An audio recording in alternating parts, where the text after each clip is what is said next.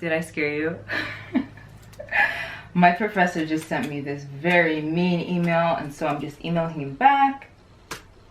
You wouldn't believe what he said. But, sent. Let's begin.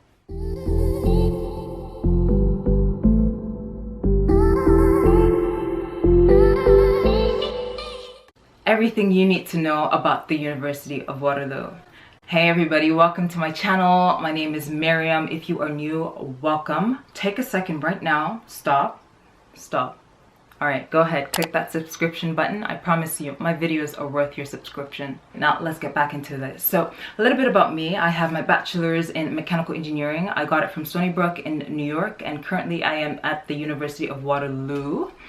I thought I would go ahead and just make a video about my thoughts about Waterloo so far. I've gotten a question about prospective students looking to come to University of Waterloo, and I thought, you know what better time than now that I just finished my second term to talk about university and what just to expect from coming to the University of Waterloo. So if you are a student, if you enjoy education, if you are wondering like what life is like as a college student, a master's student, or just a student in general, this is the video for you.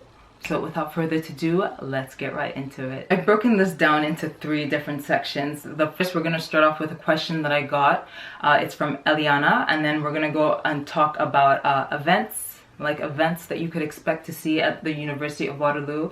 And lastly, we're going to talk about residence life, because I do live on campus, so I think that's something that you guys might be interested in learning about.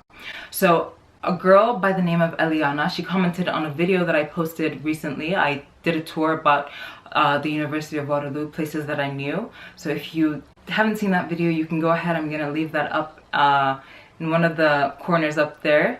Just click on it and you can see it. But she said, how do I like the University of Waterloo so far? I felt like the question was a little bit broad, so I just broke it down into a few different steps. I feel like the best place to start is to just describe my relationship with Waterloo at the moment. So, my relationship with Waterloo right now is a love-hate relationship. I'll start with the hate. So, I hate it because the professors here aren't really nice. Like I said earlier, I have a bachelor's in mechanical engineering. So, coming into this university, I expected that the professors would be more perceptive or just kind about the transition. Like I didn't come, well, I knew what I was getting into, like, and I know mechanical engineering is different from electrical engineering. I knew that programming was going to be a thing that I had to get used to, and that's what I did want to get used to. But the thing was, I didn't want to be left in the dark, and that is exactly how it was. So I started out with a class. It was I forget the name, I should look it up, but it was basically a programming class, and we started off with GitHub. I had questions for the professor, and I went ahead and messaged him, and I was like, hey, like, is it okay if I come in for your office hours? I have really like tried to figure out GitHub, and I really don't understand a few things. Can I like schedule an office hour with you just so I can clarify some things? Mind you, this man does not have any office hours to begin with, and he had the audacity to tell me, oh, just go ask your peers.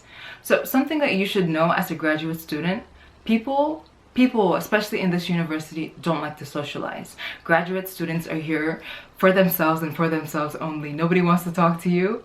So I was like, hey, excuse me, professor, first of all, I'm not paying good money for you to shove me to my peers. Okay? And second of all, I don't want to talk to my peers, I want to talk to you. But anyway, I didn't end up going into his office until the very end of the term, when I think something else came up about a homework assignment, and I really needed to talk to him. And I was like, look, I'm gonna take this up to the higher levels, and I think he got scared by then. So that's when I went into his office hour. So yeah, I mean, that's why I'm saying like a love-hate relationship with the professors. And then I guess the love part would be the fact, well, it's a little bit love-ish. So coming from the US, terms are over here. In the US, it's it's semesters. So semesters in the US are longer than terms. So we have, our term here is 4 months long. So that means a lot of information is being crammed into 4 months. Actually more like 3 months, because then you have finals closer to the end of the last month.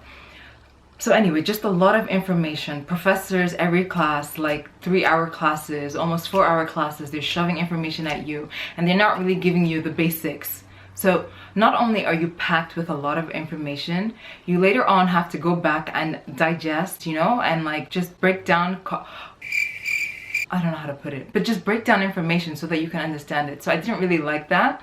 But what I did like was the fact that we were learning quick. And even though you had to go back and pretty much teach yourself a lot of the things, at the end of the 4 months, you knew that you learned something. If you went to class and jumped on board and didn't like hop off at any time, you knew that by the time that you ended that term that you learned something. So that's why I said I kind of shifted my concentration a little bit. I decided to go somewhere else because I began to understand what it is that I really want to do, and I didn't want to waste my last few years in school doing something that I didn't really enjoy. So yeah, that's that. Let's move on. All right, so the next thing we're going to be talking about is events. As I said earlier, as a graduate student, socialization amongst us is at the level 0. Graduate students don't really like to talk to each other, and I could see that in my classes, and I could see that in the area that I live. So we'll get to that. But in my classes, like, people weren't really talking to each other unless they knew each other from somewhere else. People don't really talk to each other as graduate students. So as for social events, there weren't really many for graduate students, but there were other events. Typically, the way that you would find out about an event at the University of Waterloo was that they sent out emails. So there was a graduate e-news. We're going to come back to that. There was the GSA e-news. That's a Graduate Student Association news. We'll come back to that. And then there are other little things that they just sent you emails about. So with that being said, check your emails. Check your emails. It's important. You need that. So let's go back up. So the graduate e-news. The graduate e-news was broken down into 4 different sections. There was the news and events, there were award and funding, important academic events, and professional skill development. Now, professional skill development, that was the one that was really important to me, but we'll just go ahead and like dip into each a little bit. So the news and events talked about like graduation dates and things you needed to know about graduation. They didn't want you to miss out on any important information, and so that was good. There was also informational sessions under the news and events. So whenever companies came here, and mind you, a lot of companies came here. I attended an event with Tesla, I attended an event with Google, with YouTube, and even if you're not like particularly interested in the company, I do suggest that you just go to informational sessions just so you can hear about what their company is, what they're looking for, and just maybe, you know, find out what it is that you might be interested in. And then the next one, awards and funding. So I never really looked deep into this because it didn't really pertain to me. I came here as a graduate student under course-based. So you can come under course-based or research. If you're coming under as a research student, and mind you, I'm an international student. So if you're coming under as a research student, the funding, some funding is out there for you. But as a course-based student, none of the funding is for you. And so that's why I was skipped over that field. And then important academic events. So they just added things like class add and drop dates in there. They added in holidays like Reading Week, Thanksgiving, and so on. So the last part about the graduate e-news that I found very important was the professional and skill development section. Over there, that's how I learned about Waterloo Works. So basically, Waterloo Works is the place where they announce their events that they put into a schedule for you. There are also sections where you can go to get hired. So companies go to Waterloo and they place their job postings, and you can find job postings there. So as an international student, if you aren't aware, you should know that you can work. Maybe I will get into that in another video, but the basics is that you can work as a part-time student during the school year, and then when there are actual breaks, you can work as a full-time student. So you could find job listings over there. And what's good about that is that the fact that they are putting it through Waterloo, just the likelihood of you to get a job through that is really high because you are a Waterloo student. Just have, of course, have a good resume and cover letter and just go through the correct steps, but the likelihood of you to get a job from there is really high. And also a few other things is that you could make appointments. So one thing, one big appointment or one appointment that I would suggest for you to make, if you don't know like where your career is, you know, like where your future is, a good appointment for you to make is a career planning appointment. Basically what they do is they go over skills, your interests, just things to help you kind of see what you are interested in and the skills that you have that you might not realize that you have. And then they'll try and like help you out with like jobs that you should look into, read about, and then that way you can kind of get like a path going as to where it is that you want to be or what it is that you want to be doing in a few years time. So if I was you, if you come to this university, definitely book an appointment with them for that. Other appointments that they do with you is of course resumes and mock interviews. I went for a resume appointment. It was really good. I feel like my resume was really good to start with, but they really helped me pinpoint different things and just improve my resume. And I of course also had a mock interview, and I was told that my interview skills are so good. I'm like all right, moving on. So GSA, Graduate Student Association, whenever they send out e-news, most of the stuff that they send out is like fun stuff. So a few of the events that they listed that I saw that were fun were skate night, there was like glow night, there was a light festival, just fun stuff typically come from the GSA Association. And the last, well, two more events that I want to talk about under this event section is Grad Talks. So I've never heard of Grad Talks before, of course, until I came here. Basically, it's an event that I think it happens once a semester, and what really caught me with that was the fact that they said that there was wine and liquor and cheese. I'm like, okay, yeah. Yep, this is for me. So we went over there. The topic that they talked about when I went was the role of school, the role of the university in the modern world. It was really fascinating. They brought two people, PhD students from different backgrounds, and they gave their own like perspective on the role of the school in the modern world. If you come to the university, I definitely suggest that you take a look and attend one of these events, of course, when all of this craziness passes. And last but not least, job fair. So they host this big job fair once a term. So the last one they held was in February, I think like 19th or something, and it was a P4E, an event. It was held at Waterloo Rinks. Over there, just a lot of companies. You can go there, of course, to ask questions. You don't necessarily have to be going there to hunt down a job. You can go there to find out about jobs, go there to ask about jobs, and of course there's always free stuff. Free stuff is always good. So yeah, that's wrapping up events. Let's move on. So the last section we're going to talk about is residence life. Residence life as a graduate student. So I am living in like a graduate student area. There are two different sections. There's South, more for like graduate students and PhD students, and then there's North. This is South. I hope I said South. And then there's North, more for like families. But you can get into North or you can get into South. It's based on your luck. South has four rooms in one like townhouse, and then North is basically 2 rooms. It's more built for family, and there's more space in North.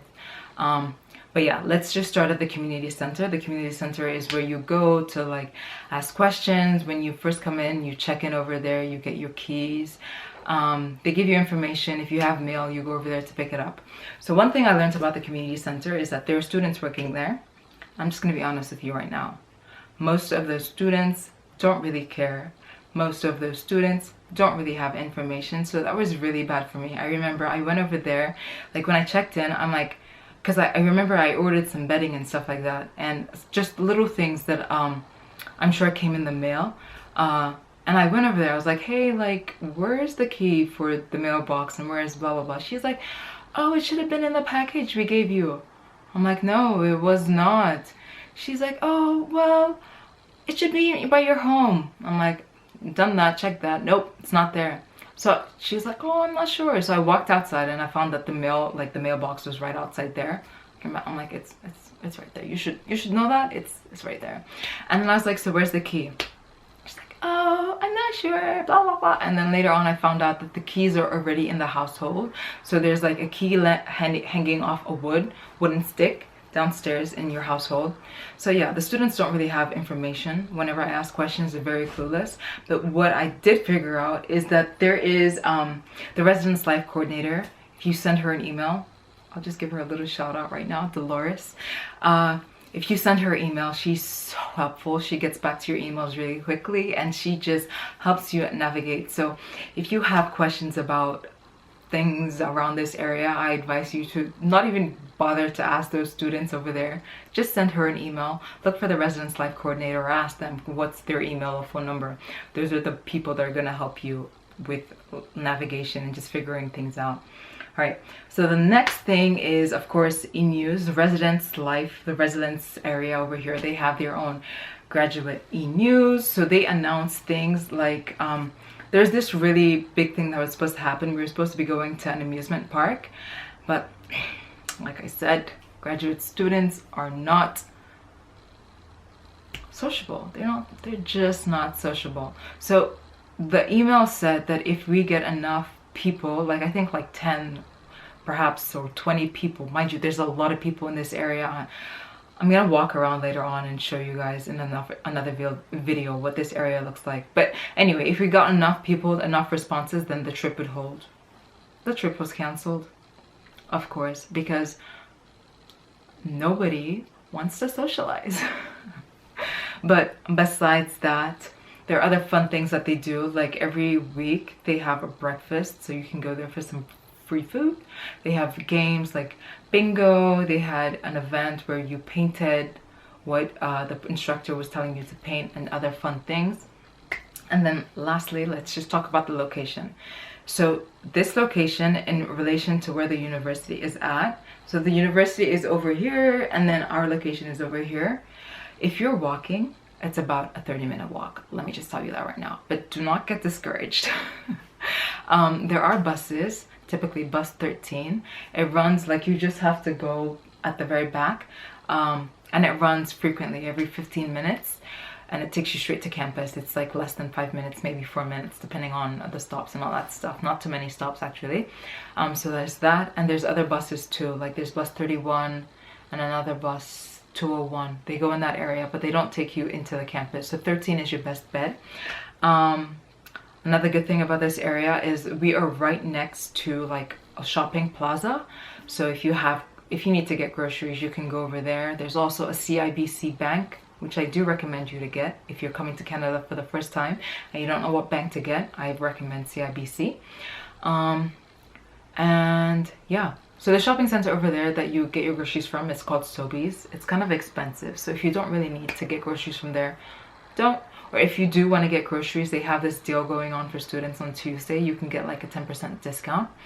Or you can just take the bus and go to Walmart or go to, what is it, the other one? It's a Marshall's. I forget the name. But yeah, that's it. So those are my thoughts about the Waterloo, what am I saying? About the University of Waterloo so far. Honestly, it's a wonderful school. The only thing that you need to keep in mind, of course, is it's tough. Like, it's not all sunshines and rainbows. You're gonna have to work your booty off in order to succeed. But I believe that at the end of this, like, it's going to be worth it.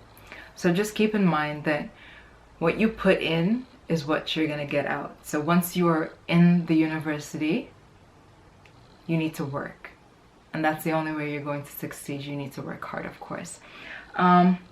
So that's the end. Just want to remind you guys that I do post. I post at least once a week. I'm gonna try and up my game and post twice a week. pray for me. We're gonna do this. We are going to do this. So the next video, or in the next few videos, I do want to address another topic.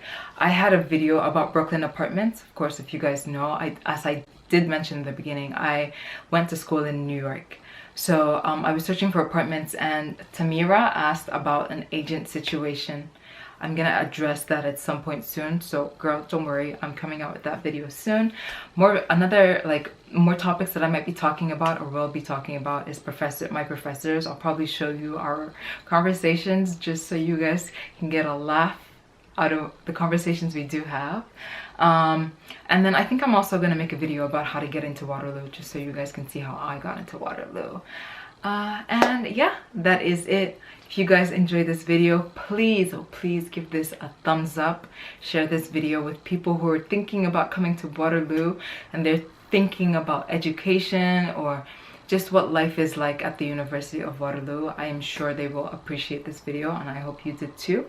If you have questions, please leave them down in the comments section below. And of course, I will try and respond, or if it's a good enough question, I'll make a video on it. So I will see you guys soon. Mwah. Oh, if you haven't subscribed, subscribe. Go ahead. Mwah. Bye guys.